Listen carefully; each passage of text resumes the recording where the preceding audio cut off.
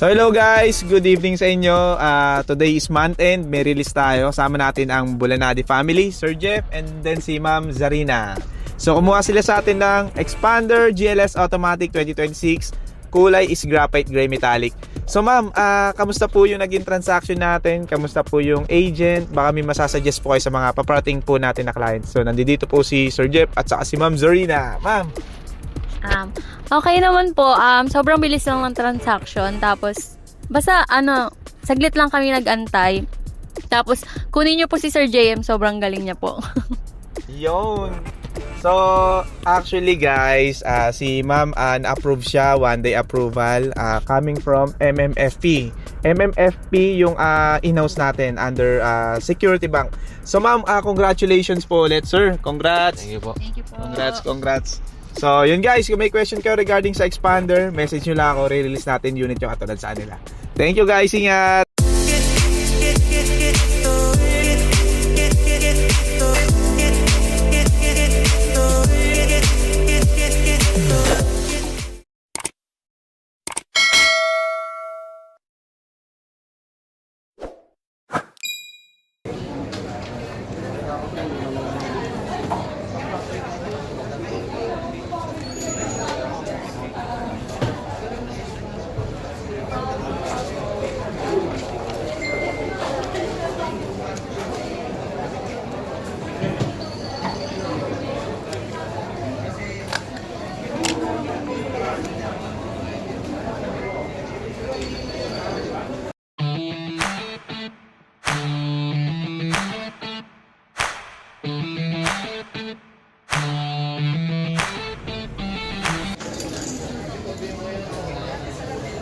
Kain muna, month-end feels.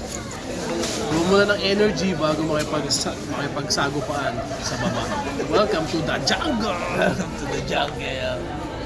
Hello guys, may release tayo today, Bulanadi family. Sarina. Expander GLS Automatic under MMFP Security Bank.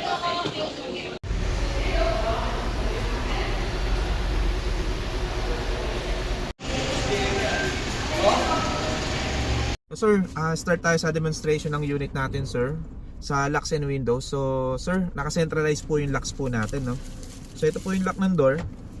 Mapapansin nyo naman po siya, tutunog siya. Saka meron po siya. Pag naka-open po yung isang pinto, mag-ano po siya dito, mag-notify siya dito, sir, ha? So, yung windows naman po, ito po, yung lock. Then, unlock, sir. Then, yung controls niya po sa windows. Then po, ito po, electronic power steering. Mapapansin nyo, sir, malambot po ito.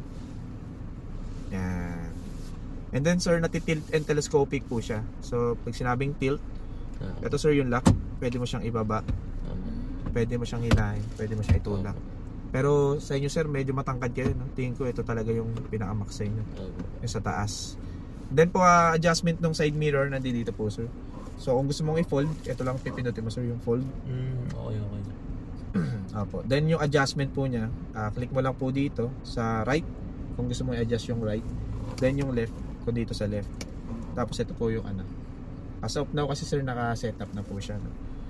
So sir, punta po tayo dito sa left side po natin. So ito, may audio controls po tayo. So ito po yung lakas ng volume, hina ng volume po.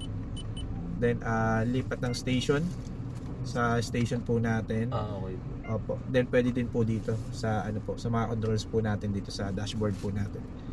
So ito naman po, meron tayong ditong lipat rin po ng station, sagot ng back po, and then yung music. Then dito sir, meron tayong cruise control. So yung cruise control sir, magagamit mo to pagka mga long drive. So tawag, decline ng tawag. Dito pala sir, automatic to pag nagpreno po kayo, maka-cancel po yung cruise control po natin. So meron din po tayong voice command. So kunyari sir, naka-Waze po kayo, gusto nyo may destination na puntahan, tagal nyo lang po to. May magsasalita po si Google or si Siri sa Apple. Then sabi lang po kayo ng destination, magre-route na po to. Ito po kasing touchscreen monitor po natin, Android Auto and Apple CarPlay compatible. So gagana po siya, yung mga apps po natin sa cellphone po. Kailangan lang po ng charging port. Meron po ba kayo ma'am na charging port? Oo. So, eto ma'am, kunyari ma'am, naka-Waze po kayo, no? Gusto nyo magamit yung mga apps po sa cellphone, kabit lang po kayo dito ng ng Type-C. Type-C po, no? So pag nakabit po siya, yung mga apps po sa cellphone natin, magagamit nyo po dito. Yung mga applicable lang po. Sa Spotify, Waze, dito na po yun. Then yung mga calls po natin, calls logs, tapos yung mga sa Messenger message, dito na po.